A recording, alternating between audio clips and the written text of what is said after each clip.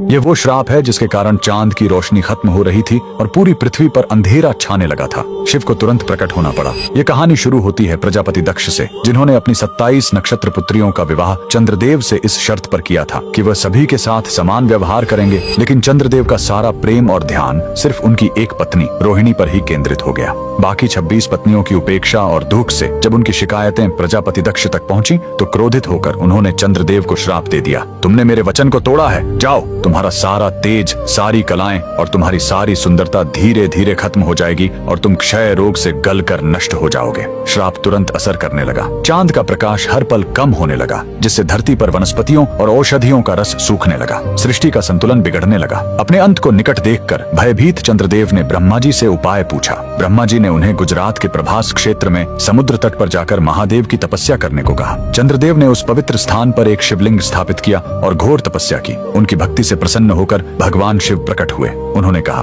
मैं दक्ष के श्राप को पूरी तरह खत्म तो नहीं कर सकता, लेकिन उसका प्रभाव कम कर सकता हूँ। शिव ने वरदान दिया, तुम कृष्ण पक्ष में 15 दिन क्षीण होगे, लेकिन शुक्ल पक्ष में 15 दिन फिर से पूर्ण हो जाओगे। उन्होंने चंद्र को अपने मस्तक पर धारण कर लिया और चंद्रशेखर कहलाए। और जिस ज्योतिर्लिंग की चंद्र ने पूजा की थी वो सोमनाथ, सोम यानी चंद्र के नाथ के नाम से प्रसिद्ध हुआ। और यही सोमनाथ मंदिर भारत का पहला ज्योतिर्लिंग आज भी गुजरात के वेरावल में उसी समुद्र तट पर शान से खड़ा है, जहाँ चंद्रदेव ने श्राप से मुक्ति पाई थी। लेकिन रुकिए, इस मंदिर का एक और रहस्य है। यहाँ मौजूद बाण स्तंभ यह बताता है कि यहाँ से लेकर दक्षिणी ध्रुव तक जो भी भोलेनाथ से अपने माता पिता से प्रेम करता है, सब्सक्राइब जरूर करें।